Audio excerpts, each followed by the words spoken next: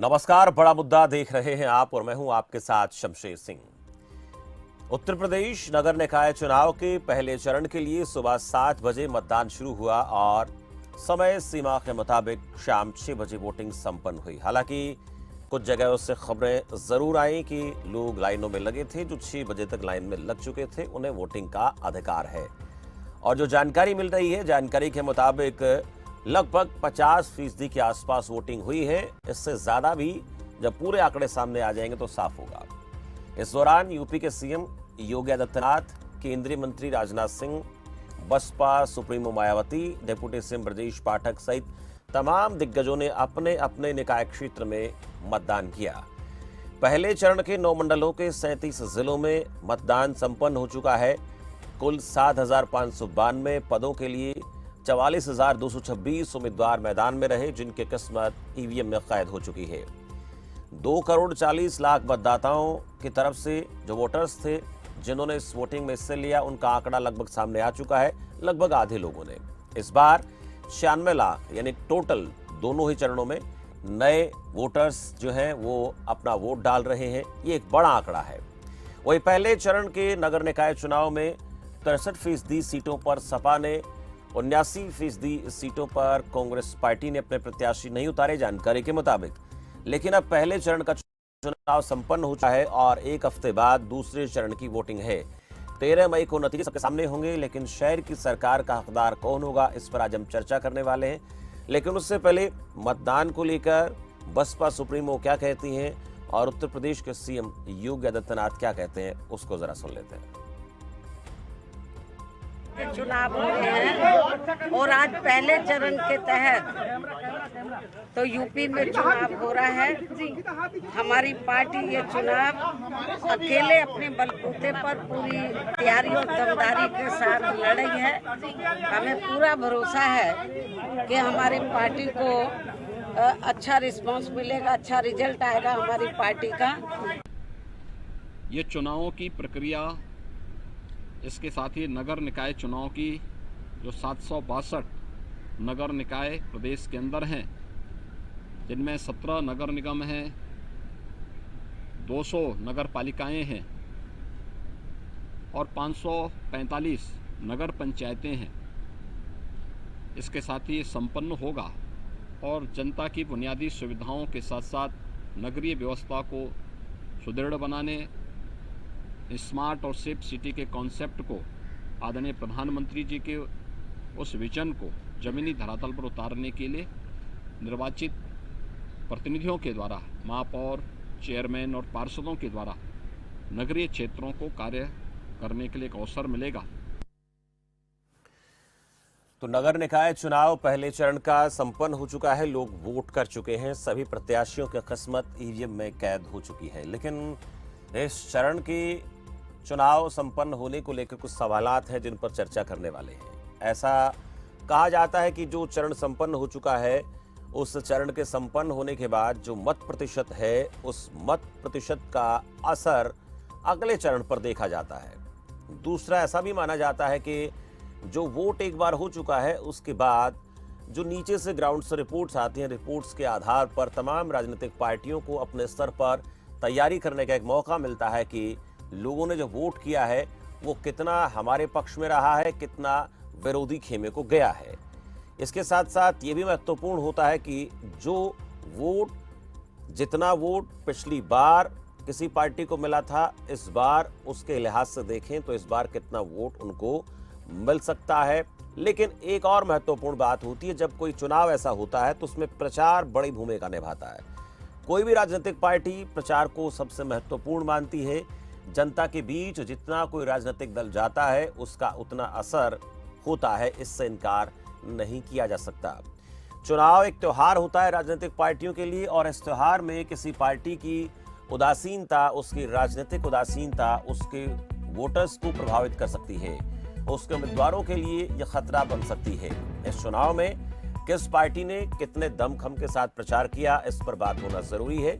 और एक बात और भी होती है, चुनाव मैदान में अगर आप हैं और आप सभी सीटों पर चुनाव लड़ रहे हैं तो ये इस बात का परिचायक होता है कि आप सामने वाले को हर जगह टक्कर देने की कोशिश में हैं। लेकिन क्या किसी पार्टी ने सब जगह पर चुनाव लड़ा और सब जगह चुनाव लड़ने के साथ साथ जो अपनी ताकत दिखाई, उस ताकत का वो असर कैसा देखते हैं, इस पर बात करेंगे। मेरे साथ कुछ खास मेहमान इस चर्चा में इस वक्त जुड़े हैं। सर्वेश मिश्रा आम आदमी पार्टी प्रवक्ता हैं, प्रशांत उमराव भारतीय जनता पार्टी प्रवक्ता मेरे साथ हैं, संजीव कपासिया राजनीतिक संपादक मेरे साथ है, सौम्या रानी सपा प्रवक्ता मेरे साथ है। आप चारों का बहुत स्वागत है। पहले मैं संजीव कपासिया के पास जाऊंगा। यूपी से हमारे राजनीतिक संपादक हैं और तमाम चुनाव पर अपनी नजर बनाकर रखते हैं। इस बार के इस नगर निकाय चुनाव पर भी उनकी पैनी नजर बनी हुई है। संजीव, आपसे जानना चाहेंगे, अगर इस चुनाव का वोटिंग परसेंटेज देखें तो लगभग जो है अभी जानकारी यही सामने आ रही है कि 50% हो गया, लेकिन ये 2% ज्यादा हो सकता है जब पूरे आंकड़े सामने आ जाएंगे। ये मत प्रतिशत क्या बताता है? इस मत प्रतिशत का हम कैसे आकलन कर सकते हैं? शमशेर, सबसे पहले तो समाजवादी पार्टी की जो प्रवक्ता हैं उनका नाम सही कर लिया जाए। सुमैया राणा उनका नाम है। सुमैया राणा, और फिर मैं सुमैया राणा उनका नाम है और वो उत्तर प्रदेश के एक मशहूर शायर, उनकी बेटी हैं। जी, माफ कीजिए। तो मैं निकाय चुनाव की बात करूं शमशेर, तो निश्चित तौर पर भारतीय जनता पार्टी को जो ये खुला मैदान दिया है वो विपक्षी एकता ना होने के कारण मिला है। आप समझिए कि 17 उत्तर प्रदेश में नगर निगम है शमशेर, और 11 कैंडिडेट बहुजन समाज पार्टी मुस्लिम उतारती है। तो कहीं ना कहीं पश्चिमी उत्तर प्रदेश, सहारनपुर, मुरादाबाद, बरेली, प्रयागराज, ये बनारस, तमाम जो जनपदों में समाजवादी पार्टी और भारतीय जनता पार्टी की सीधा मुकाबला होने वाला था, उसमें कहीं ना कहीं तीसरा व्यक्ति एंट्री मारकर मामले को त्रिकोणीय बनाता नजर आता है। इसके अलावा जो चुनाव प्रचार की बात आपने की, आप देखिए कि जब कहा जाता है कि अच्छी शुरुआत मतलब आधा काम खत्म, यही भारतीय जनता पार्टी ने इस चुनाव में किया। आगे बढ़कर योगी आदित्यनाथ ने चुनाव प्रचार किया, उत्तर प्रदेश का जो परसेप्शन है, सरकार का जो परसेप्शन है, उसको सुधारने का काम किया, और कानून व्यवस्था जो भारतीय जनता पार्टी का चुनावों में शमशेर सबसे बड़ा औजार होता था, उस पर अब की बात जंग लग गया था प्रयागराज की घटना के बाद, उसको सुधारने का काम योगी आदित्यनाथ ने किया। आप समझिए, जब योगी आदित्यनाथ के भाषण आप देखेंगे तो उसमें जो मुद्दे हैं वो कहीं ना कहीं नदारद मिलते हैं। बात होती है माफिया की गर्मी निकालने की, बात होती है तमंचे की जगह लैपटॉप देने की, रोजगार देने की। तो जो परसेप्शन है उसको बनाने की कोशिश भारतीय जनता पार्टी ने की, और कहीं ना कहीं उसमें भारतीय जनता पार्टी कामयाब होती नजर आती है, क्योंकि समाजवादी पार्टी हो, बसपा हो, राष्ट्रीय लोकदल हो या फिर अन्य क्षेत्रीय दल, कहीं ना कहीं उत्तर प्रदेश के प्रचार से जो नदारद रहे हैं उसका सीधा लाभ भारतीय जनता पार्टी को जाता दिखाई देता है। एक अहम सवाल संजीव आपके पास लूटूंगा, चुनाव प्रचार में दमदार तरीके से विपक्षी पार्टियों का न आना, ये उनके लिए नुकसान का कारण बन सकता है? मैं इसको लेकर बात करूंगा, उसके बाद दूसरा सवाल आपसे रहेगा। तब तक एक एक कमेंट लेता हूं। मेरे साथ सर्वेश मिश्रा है, उनसे भी बातचीत करेंगे, लेकिन उससे पहले सुमैया राणा के पास जाएंगे। सुमैया राणा जी, चुनाव प्रचार में बहुत सी ऐसी खबरें सामने आती रही हैं कि भाई कौन सी पार्टी कितने दमखम के साथ प्रचार कर रही है। मैं सपा के चुनाव प्रचार को लेकर जानना चाहूंगा, कितनी ताकत के साथ आप लोगों ने प्रचार किया? क्योंकि जो जानकारी हमारे पास है उसके लिहाज से देखें तो बीजेपी के मुकाबले आप उस तरीके से दमखम से प्रचार नहीं करते नजर आए। क्या कारण रहा? देखिए, जहां तक निकाय चुनाव की बात है, आप भी जानते हैं कि इस पे सत्ता पक्ष जो होता है वो हावी होता है, ये सब जानते हैं अच्छे तरीके से जी।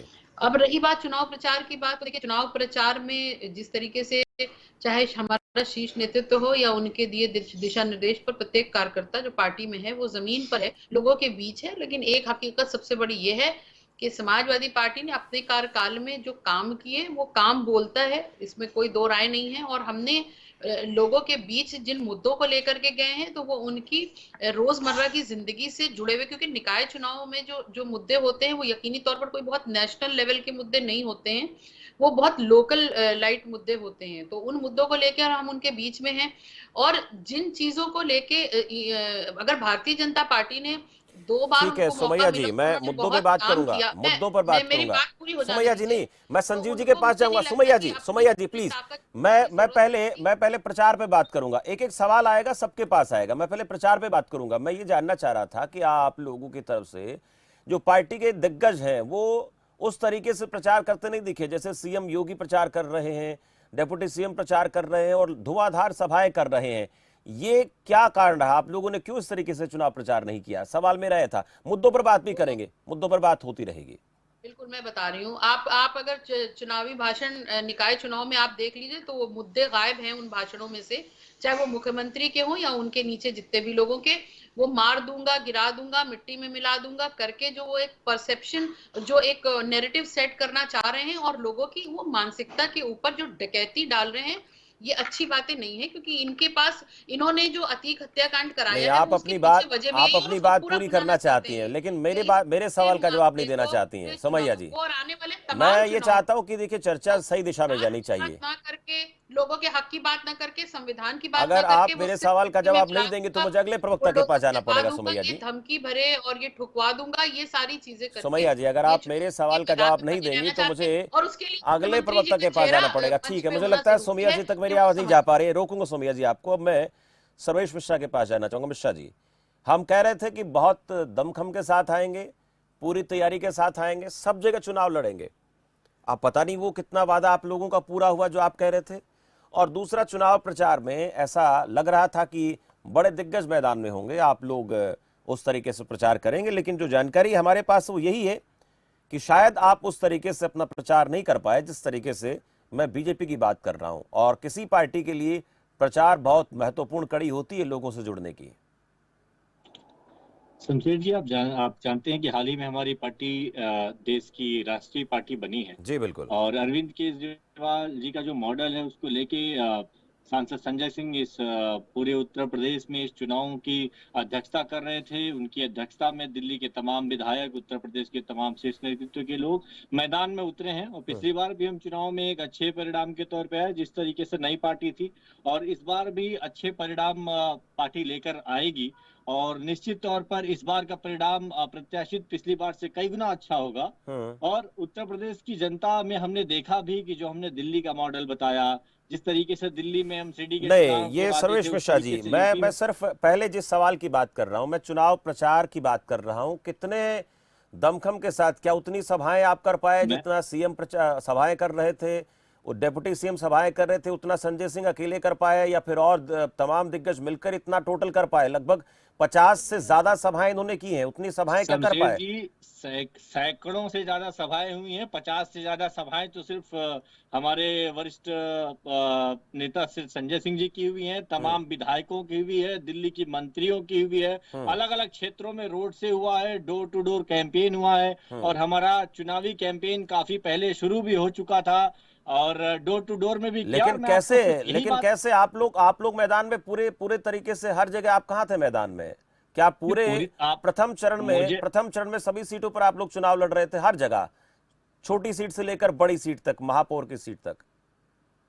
और सभी सीटों पर चुनाव लड़ रहे हैं, महापौर की सीटों पर लड़ रहे हैं। कई जगह जहां के हमारे पर्चे कैंसिल हुए नहीं, पर्चे कैंसिल हुए वहां आप लोग चुनाव नहीं लड़ रहे। उसके अलावा बता दीजिए आप मुझे, क्या आपने 100% सीटों पर चुनाव लड़ा? अगर वो पर्चे कैंसिल हुए 2% 3% मान लेते हैं, लेकिन आपने 3400 से ज्यादा सीटों पर पूरे प्रदेश में महापौर से लेके पार्षद प्रत्याशियों की जिस तरीके से हमने लिस्ट भी जारी की। हम नई पार्टी है, उत्तर प्रदेश में हमारा संगठन भी नया है और हम उत्तर प्रदेश को एक बेहतर मॉडल देने जा रहे हैं। शमशेर जी, जो पहले मैं आपसे कह रहा था कि आम आदमी का जो प्रचार अभियान है वो मुद्दा आधारित प्रचार अभियान है, तो हमारा जो डोर टू डोर कैंपेन है वो पूरे देश में माना जाना और बेहद ही प्रतिष्ठित कैंपेन है। उत्तर प्रदेश के चुनाव में भी जब प्रचार अभियान में, उस डोर टू डोर कैंपेन में दिल्ली और पंजाब और गोवा और सूरत में जिस तरीके से हमारी सीटें आई, उसको जब लेकर गए तो लोगों ने काफी सराहा है। आप बहुत बड़े पैमाने पर जो है वो सभाएं न करके डोर टू डोर जा रहे थे। लेकिन एक सवाल अक्सर मैं पॉलिटिकल पार्टी से पूछता रहता हूं कि चुनाव में, किसी भी चुनाव में कोई पार्टी जाती है तो सबसे बड़ा पैमाना उसका होता है कि क्या हम सब जगह चुनाव लड़ रहे हैं, हर सीट पर हम अकेले दम पर चुनाव लड़ना चाहते हैं, पर पार्टियां आखिर में ये उत्तर देकर बच जाती हैं कि देखिए नई पार्टी है और इस प्रकार से चुनाव लड़ना इतना आसान नहीं होता। पर अब तो आप राष्ट्रीय पार्टी बन गए, आप कब तक ऐसा कहते रहेंगे नई पार्टी है? नहीं तो शमशेर जी एकदम जल्द ही नए पार्टी बने हैं और पिछली बार से कई गुना बृहद स्तर पे चुनाव लड़ रहे हैं। सांसद संजय सिंह जी की सभाएं दिन दिन में कई सभाएं हो रही हैं, कई मंत्रियों की सभाएं हो रही हैं, कई विधायकों की सभाएं हो रही है, उत्तर प्रदेश के वरिष्ठ जो नेता है उनकी सभाएं हो रही हैं। और इस बार का जो परिणाम आएगा एक नई पार्टी के हिसाब से, एक देश में जो राष्ट्रीय पार्टी नहीं बनी उसके हिसाब से, आप निश्चित तौर पे लोकतंत्र में उत्तर प्रदेश की राजनीति में जो हमारी हिस्सेदारी होगी उसके लिए आप भी हमें बधाई देंगे। चलिए बिल्कुल हम इस पे चर्चा करेंगे जब परिणाम सामने आ जाएंगे तो उस पर सबकी निगाहें बनी रहेंगी। उमराव साहब, अब सवाल मेरा आपसे है, इतना दमदार प्रचार किया और सुमैया जी ने तो कह ही दिया कि देखिए जिस पार्टी की सरकार होती है उसको एडवांटेज मिलता है, इस बात से इनकार नहीं किया जा सकता है। भाई ऐसा क्या होता है कि आप लोग सत्ता में होते हो और सत्ता में होने के नाते तमाम जो विपक्षी पार्टी है वो अपने उम्मीदवार ही आपके सामने नहीं खड़ा कर पाती हैं? कोई दबाव रहता है क्या आपका सरकार का पार्टियों पर? नहीं शमशेर जी, ऐसी बात नहीं। हम लोकतांत्रिक प्रक्रिया के तहत पूरी तरीके से चुनाव लड़ रहे हैं। हम हर चुनाव को गंभीरता से लेते हैं और लगातार 24/7 जनता की सेवा में रहते हैं, चाहे पंचायत से लेकर पार्लियामेंट चुनाव को, हर चुनाव को गंभीरता से लेते हैं जी। हम लोग चूंकि पार्ट टाइम पॉलिटिक्स नहीं करते हैं, लगातार सक्रिय रहते हैं जनता के बीच में। बाकी लोग जो है केवल चुनाव के समय 5-10 दिन सक्रिय रहते हैं और अन्य समय तो कार्यालय में बैठते हैं, खाली टीवी और सोशल मीडिया पे दिखते हैं। लेकिन हमारा जो है कार्यकर्ता, हमारे नेता जनता के बीच में रहते हैं। इसी वजह से लगातार हमें जनता का समर्थन मिल रहा है और हमारा किसी पे कोई दबाव नहीं। सभी लोग स्वतंत्र है, सभी लोग अपने अपने कैंडिडेट खड़े करने के लिए स्वतंत्र है। अब कोई अगर किसी कैंडिडेट छोड़ के भाग जाता है तो उनकी कमी है कि ऐसे लोगों को उन्होंने रखा हुआ है, उनको अपने कार्यकर्ताओं नेताओं को। लेकिन वो भाग के आप ही के पास क्यों आता है? वो भाग कर आप ही के पास क्यों आता है? उमराव साहब, भाग जाता है ठीक है, लेकिन भाग कर वो बीजेपी के पास ही क्यों आता है? ये क्या कहानी है? देखिए चुनाव से पहले तो ये होता है, 2022 के चुनाव के पहले भी हमारी पार्टी ये तो तब भी होता है जब पर्चा दाखिल हो जाता है, तब भी हो जाता है। ऐसा क्या है साहब? नहीं, ये तो जिन पार्टियों ने उनको टिकट दिया था उनको सोचना चाहिए। मथुरा में इन्होंने जिस कैंडिडेट को टिकट दिया उसको बजाय अब एक निर्दलीय मेयर प्रत्याशी को उन्होंने समर्थन दे दिया है। तो ये तो एक पार्टी के अध्यक्ष उम्मीदवार को टिकट दे दिया गया है, उससे उससे ज्यादा क्या चाहिए? उम्मीदवार को क्या चाहिए? चुनाव में टिकट चाहिए लड़ने के लिए, और क्या चाहिए? फिर भी दिक्कत है क्या कोई? नहीं, वही तो शमशेर जी मैं कह रहा हूँ। ये तो हाँ, मैं जवाब दे रहा हूँ। हाँ, ये तो शमशेर जी आपके पार्टी अध्यक्ष के शीर्ष नेतृत्व पे प्रश्न चिन्ह है कि आपने जिस कैंडिडेट को टिकट दिया आप उस पर विश्वास नहीं कर पा रहे हैं। आपको उसको छोड़ करके उससे ज्यादा विश्वास क्या करेगी कोई पार्टी? उससे ज्यादा विश्वास उमराव साहब, उससे ज्यादा कोई पार्टी क्या विश्वास करेगी कि उसने मैदान में उतार दिया? जाइए भाई साहब, मैदान आपके लिए खाली है, लड़िए चुनाव आप। उससे ज्यादा भरोसा अब किसी पार्टी के व्यक्ति को, उम्मीदवार को, किसी पार्टी के चेहरे को, या एक पार्टी का कोई कार्यकर्ता है, उसको क्या चाहिए चुनाव में? टिकट चाहिए लड़ने के लिए, काम करने के लिए मौका चाहिए। अब टिकट मिल गया, अब फिर भी वो उनके पास नहीं टिकता है।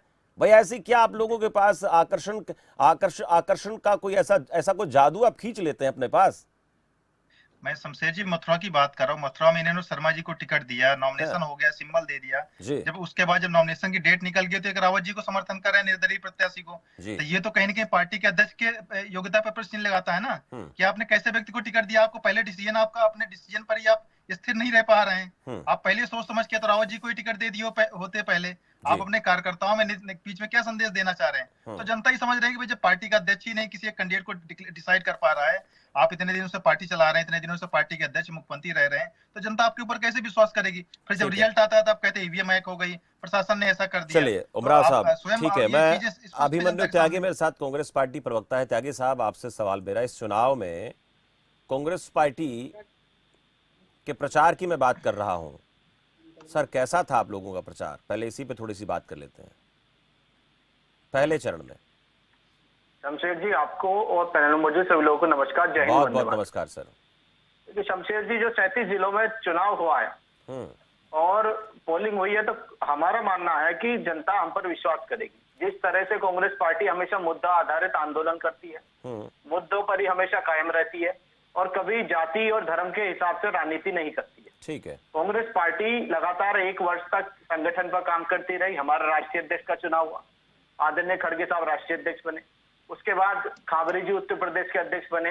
संगठन पर काम करने के बाद जहां एक तरफ 2022 के चुनाव में हमको निराशा हाथ लगी, उसके बाद हमने संगठन पर काम किया। निश्चित तौर पर उनको बहुत अच्छा रिजल्ट मिलेगा और आशा के अनुरूप मिलेगा। यही एक कमी नजर आती है कांग्रेस पार्टी में कि आप लोग संगठन पर काम करते रह जाते। त्यागी साहब, जरूर उसमें हमें कामयाबी मिलेगी उस स्तर पर। त्यागी साहब, आप अपने संगठन पर ही काम करते रह जाते हैं, लेकिन जनता के बीच वोटर्स के साथ जुड़ने का काम कब करेंगे आप लोग? आप की जनसभाओं का कोई थोड़ा सा आप आंकड़ा दे पाए, क्योंकि संजीव जी के पास पूरी जानकारी है कि कितने चुनावी सभाएं वहां पर प्रियंका गांधी करते नजर आई, कितना वहां पर चुनाव प्रचार के लिए पार्टी के दिग्गज लोग वहां पर दिखे। अब देखिए, आम आदमी पार्टी तो कह रहे संजय सिंह जी वहां पर थे, इन्होंने बहुत लोगों से मिले, पर हाँ शमशेर जी, ये स्थानीय चुनाव है। स्थानीय चुनाव चेहरे पर चुनाव होता है सर। मुझको कहते हुए छोटा चुनाव नहीं शर्म भी होता, आती है भारतीय जनता पार्टी को, दया भी आती है इन लोगों पर कि मेयर के नाम पर, अपने काम के नाम पर, पार्षदों के काम के नाम पर, अपनी विकास नीति के नाम पर ये लोग आज अब चुनाव नहीं लड़ पा रहे हैं। आदरणीय पीएम साहब और सीएम साहब के नाम पर अगर ये चुनाव भी लड़े स्थानीय स्तर का, तो बड़ी शर्मनाक बात है। लड़े त्यागी साहब, अगर ये वही पार्टी, अरे सुनिए त्यागी साहब, मैं इस बात पर यकीन नहीं करता हूँ। कोई पार्टी क्या अपने एक सुनिए त्यागी साहब फ्लॉप हो चुकी है योजना, त्यागी साहब आपको नहीं दिखता है? सुनिए, मल्टी लेवल पार्किंग की बात करें अगर शमशेर जी, त्यागी साहब मुद्दों की बात करूंगा, मुद्दों पर आऊंगा। संजीव जी मेरे साथ है, अभी मैं मुद्दों पे आना चाहता हूँ, लेकिन मैं जानना चाहता हूँ कि कोई पार्टी सुनिए, कोई पार्टी अपने किसी प्रमुख लीडर का नाम लेकर चुनाव लड़ती तो उससे किसी को आपत्ति क्या है? क्या आप लोग प्रियंका गांधी, राहुल गांधी, सुनिए, कोई भी चुनाव सर, कोई भी चुनाव, आप लोग क्या इंदिरा गांधी के काल को याद नहीं करते हैं? आप लोग क्या राजीव गांधी के समय को याद नहीं करते हैं? क्या आप कांग्रेस के कार्यकाल के दौरान पिछले 50, 55, 60 साल से जो कामकाज उनको बीच में लेकर नहीं जाते हैं? बिल्कुल करते हर कोई जाता है ना, निश्चित तौर पर करते हैं, जिक्र भी करते हैं। उसका कारण है क्योंकि काम भी किया है। राजीव गांधी के कार्यकाल के दौरान सूचना प्रौद्योगिकी क्रांति लेकर आए। आज देखिए वर्ल्ड में भारत का नाम है, जीडीपी में योगदान होता है आईटी सेक्टर का। इंदिरा गांधी जी ने कहा गरीबी हटाओ, तो 16 करोड़ लोगों को गरीबी रेखा से ऊपर ले जाने का काम किया। कृषि क्रांति लेकर आए। दुनिया की जो तमाम क्रांतियां आनी थी भारत से निकल कर गई है, उसमें सारी बड़ी, तो हम तो उसका जिक्र करेंगे, लेकिन ये अपने विकास मॉडल का तो जिक्र चाहते हैं कि जो जिसने काम किया, जो जिसने काम किया, ये स्मार्ट सिटी का जिक्र नहीं कर पाते, तो ये बड़ी शर्मनाक बात है कि इनके पास अपना कोई मॉडल है ही नहीं है। संजीव कपासिया कुछ कहना चाहते हैं। संजीव कपासिया, जरा बताएं, ये जो इस वक्त पार्टियों के प्रचार की बात हो रही है, इसमें जैसे हम बात कर रहे थे कि कौन कितने दमखम के साथ रहा, लेकिन अब मुद्दों की बात आ गई है, कहते हैं मुद्दों के साथ जा रहे हैं। भाई, मुद्दों के चुनाव को लेकर हम विधानसभा चुनाव देख चुके हैं, हम लोकसभा चुनाव देख चुके हैं। क्या उत्तर प्रदेश की सियासत में जिन मुद्दों की बात हो रही है, सड़क, बिजली, पानी, गली मोहल्ले, वो काम कर रहे हैं, या फिर लोगों को कुछ और ही समझ में आ रहा है, कुछ और भा रहा है, और वहां तक शायद बाकी पार्टियां नहीं पहुंच पा रही हैं? शमशेर, देखिए, मैं इस बात का जिक्र दो बातों को लेकर करना चाहूंगा। एक तो चुनाव को किसी भी सियासी दल को युद्ध के तरीके से लेना चाहिए, और जैसा इतिहास में हमने पढ़ा है कि जब तक सेनापति युद्ध के मैदान में रहता था, तब तक सेनापति के रहते पूरी सेना का मनोबल बना रहता था, और जब सेनापति ही गायब हो जाएगा मैदान से, तब सेना का मनोबल कहाँ टिकेगा। और दूसरा, जो क्रिकेट है, आज का जो खेल है, उसके हर फॉर्मेट में आपको अच्छा प्रदर्शन करना है, तब आप मैच जीत पाएंगे। चाहे वो चुनाव प्रचार का हो, चाहे वो संगठन के लिहाज से हो, चाहे वो बूथ को मजबूत करने का हो, चाहे वो पन्ना प्रमुख मजबूत करने का हो, चाहे आपके पास डाटा कलेक्शन हो। और मुझे लगता है कि भारतीय जनता पार्टी का, शमशेर, इस मामले में कोई तोड़ नहीं है। प्रशांत उमराव बैठे हैं, मैं दावे के साथ कहता हूं कि उत्तर प्रदेश के एक गांव का डाटा इनके पास है। कौन उत्तर प्रदेश में बीडीसी मेंबर है, कौन उत्तर प्रदेश के फला गांव में प्रधान है, कौन फला गांव का पूर्व प्रधान, पूर्व बीडीसी मेंबर, ये data collection Bharatiya Janata party के पास है। और जब चुनाव आते हैं, तब उसका पूरा प्रयोग वो चुनावों में करते हैं। और दूसरे जो दल हैं, ये आसमान में मुंह करके इस उम्मीद में लेटे हैं कि आसमान से फल गिरेगा, इनके मुंह में गिर जाएगा। ऐसा होता नहीं है अमूमन।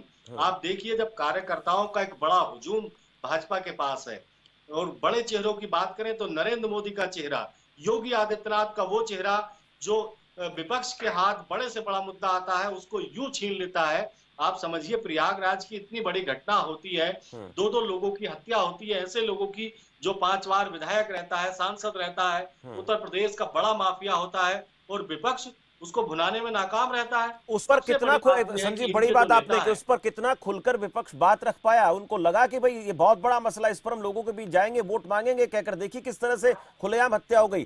क्या ऐसा खुलकर विपक्ष बोल पाया क्या?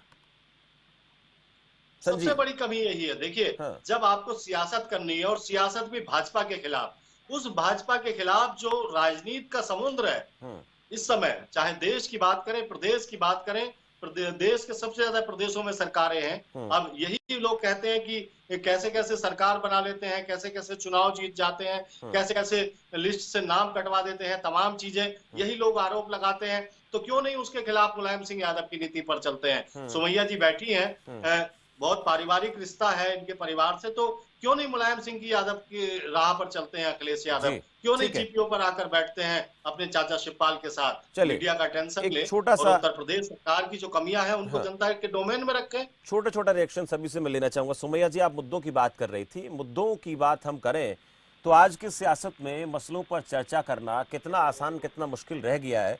और जो घटनाक्रम होते हैं किसी भी स्टेट में, चाहे मैं उत्तर प्रदेश की बात कर लेता हूँ जहां पर इतना जो खुलेआम हत्याकांड हो जाता है, पर पॉलिटिकल पार्टियां क्या इस पर भी खुलकर लोगों के बीच जा पाई, लोगों से वोट की अपील कर पाए कि देखिए कैसे हो गया? और उसके बाद जो ऐसी स्थिति में, चाहे छोटा है चुनाव, बड़ा है चुनाव, उसमें जैसे बात की जैसे बात में कपासे ने बात की, संजीव कपासे ने, कि सेनापति जब मैदान में होता है, खुलेआम होता है, और सेनापति के साथ रहने से मनोबल कार्यकर्ताओं का बढ़ जाता है, उसके बाद देखना युद्ध की एक अलग ही रोचक कहानी होती है। देखिए, मैं आपको बताती हूँ, जो तस्वीर सामने है इस वक्त वो ये है कि भारतीय जनता पार्टी सत्ता में रहने के जितने गलत फायदे उठा सकती है वो उठा रही है। समाजवादी पार्टी की जहां तक बात रही चुनाव में रहने की, जनता के बीच में रहने की, वो अपना काम पूरी रही है।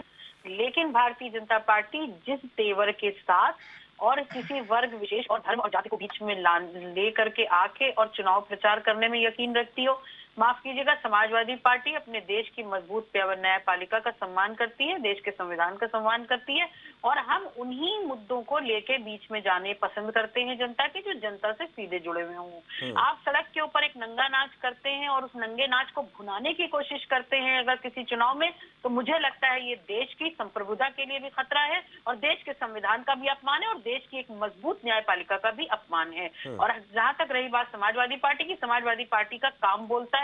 आने वाले वक्त में अगर जनता ने हम पर भरोसा दिखाया, चाहे वो निकाय चुनाव हो, चाहे विधानसभा हो, चाहे लोकसभा हो, उसके बाद भी हम दिखाएंगे कि काम किस तरह बोला जाता है और काम क्या होता है। ऐसी सड़कें नहीं बनवाएगी कभी भी समाजवादी पार्टी जिसको नारियल से सड़क टूट जाए उद्घाटन। सुमैया जी, संजीव के पास से कुछ पूछना चाहते हैं। जी बताइए। सुमैया जी, यदि आप ये कहती हैं कि ये छोटा चुनाव था, सरकार नहीं बदल रही थी, सरकार नहीं बन रही थी, तो मैनपुरी के चुनाव में आपके नेता अखिलेश यादव ने आगे बढ़कर नेतृत्व किया, शिवपाल सिंह यादव साथ रहे, एक रिकॉर्ड जीत आपने की। नतीजे इस तरीके के आपके सामने हैं, आप छोटे और बड़े चुनावों का उदाहरण देती हैं, तो यदि आपके नेता आगे बढ़कर नेतृत्व करेंगे तो निश्चित तौर पर अच्छा प्रदर्शन करेगी आपकी पार्टी। बिल्कुल संजीव जी, छोटा चुनाव का मतलब ये नहीं था बिल्कुल भी कि उसको कोई डिग्रेड कर रहा हो। ये एक मजबूत हमारा जनतंत्र है, देश का लोकतंत्र है, उसमें जनादेश का एक बहुत बड़ा सम्मान है और अहमियत है। छोटे का मतलब ये हो सकता है कि this is a footstep for the 2024 and next 2027। ये सब जानते हैं, बड़ा करीब का चुनाव होता है लोगों का, क्योंकि सभासद चुने जाते हैं, वो उनके बीच के उठने बैठने वाले लोग होते हैं, मेयर भी वहीं कहीं का करीब का होता है, तो उसका मकसद तो सिर्फ ये था। रही बात मैनपुरी की, वो एक इतना भावात्मक उस वक्त रिश्ता जुड़ गया था सबका मैनपुरी से, क्योंकि नया नया नेताजी का देहांत हुआ था और उस वक्त में एक अजीब सी शो की लहर चल रही थी। माने कि वो भावनात्मक फायदा आप लोगों को मिला। ठीक है सुमैया जी, इस तरीके से आप बात कर रही हैं, ठीक है। आज भी ऐसा नहीं है। चलिए, ये भावनात्मक रिश्ते जनता के बीच में जब तक पार्टी के बड़े दिग्गज नहीं उतरेंगे मैदान में तो करेक्शन करना बड़ा मुश्किल हो जाता है। छोटा सा रिएक्शन मिश्रा साहब आपसे लेना चाहूंगा। अब छोटा सा रिएक्शन सर्विस मिश्रा मेरा आपसे है कि अब इस चुनाव के रिजल्ट के आधार पर क्या ये तय हो जाएगा, जो आम आदमी पार्टी बात कर रही है कि भाई देखिए यहाँ पर हम नई इबारत लिखेंगे, नई कहानी लिखेंगे और उसके बाद उत्तर प्रदेश का जो है लोकसभा चुनाव, उसमें आप लोग कुछ बेहतर परफॉर्म कर पाएंगे, ये मान लिया जाना चाहिए? आपके इस चुनाव के जो रिजल्ट 13 मई को आएंगे उसके आधार पर मान लें? शमशेर जी, निश्चित तौर पे सभी चुनावों के मुद्दे अलग होते हैं और मतलब सभी स्तर के चुनावों पे, तो मुझे नहीं लगता है कि इस तरीके से कोई बहुत निर्णायक एक चीज होगी। लेकिन उत्तर प्रदेश में आम आदमी पार्टी की जो लोकप्रियता बढ़ी है, जो हमारे राष्ट्रीय पार्टी बढ़ने से जो हमें फायदा मिला है, प्लस जो पुराने 5 साल पहले जो परिणाम थे और इसके बीच जो बड़ा अंतर दिखेगा, इससे निश्चित तौर पे देखने को मिलेगा कि किस तरीके से आम आदमी पार्टी को मैंने सवाल ये किया था कि इसके आधार पर क्या माना जाना चाहिए कि आगे चुनाव पर असर पड़ेगा, लेकिन आपकी बातों से ऐसा लग रहा है कि आपको बहुत ज्यादा चुनाव से उम्मीद नहीं है आम आदमी पार्टी के। निश्चित तौर पर उम्मीद है। मैंने आपसे कहा है कि जो परिणामों में बहुत ही बड़ी ग्रोथ दिखेगी, जो बहुत बड़ा हमारी ग्रोथ का जो अंतर दिखेगा, उससे आपको समझ में आएगा कि आम आदमी पार्टी की जो ग्रोथ है वो सीटों की जीत मान रहे हैं। आप वोट परसेंट मान रहे हैं ग्रोथ को, उस सीटों की जीत मान रहे हैं, ये इन दोनों में से कौन सा आप पैमाना मान के चल रहे हैं? निश्चित तौर पे वोटिंग परसेंटेज और सीटों में जो हमारी बढ़त होगी उसको भी हम मानेंगे। चलिए, अभिमन्यु त्यागी से छोटा सा रिएक्शन। त्यागी साहब, आप बताएं, इस चुनाव में रिजल्ट 13 मई को आ जाएगा, सब साफ हो जाएगा, आपको क्या लगता है प्रथम चरण के चुनाव के बाद दूसरे चरण में आप लोग जा रहे हैं, लेकिन ये भी महत्वपूर्ण हो जाता है कि यहाँ से किसी पार्टी को बूस्ट मिलता है तो उसका फायदा अगले चरण पे होता है। कितना बूस्ट आपको मिला है? ईमानदारी के साथ बात रखें, राजनीतिक बात नहीं। देखिए, चुनाव में पोलिंग तो हो गई है, गहन जनता के पाले में थी, जनता ने वोट कर दिया। अब तो 13 तारीख को ही पता लगेगा। अंदाजा लगाना बहुत, मैं कारगर खुलकर नहीं बोल रहे हैं, नीति नहीं मानता हूँ, अंदाजा लगा लेते हैं। हिमाचल प्रदेश में आज कांग्रेस यही सवाल मैं प्रशांत जी से पूछूंगा, वो बोलेंगे। देखिए, उससे पहले मैं चाहता हूँ आप बोल दें। देखिए, प्रशांत उमराव जी से पूछूंगा, वो खुलकर बोलेंगे, आप बोल दें उससे पहले, क्या कहना चाहेंगे? ये सारे दावे तो सब भाजपा ही कर सकती है, हम तो कर्नाटक की बात कर सकते हैं। आज मोदी जी का प्रोग्राम वहाँ कैंसिल हुआ है, हम तो वहाँ की बात कर सकते हैं। शिमला में 36 में से 24 सभासद कांग्रेस के जीत गए, लेकिन जहाँ जीत गए, जहाँ रिजल्ट आ गया, वहीं की बात कर पाएंगे।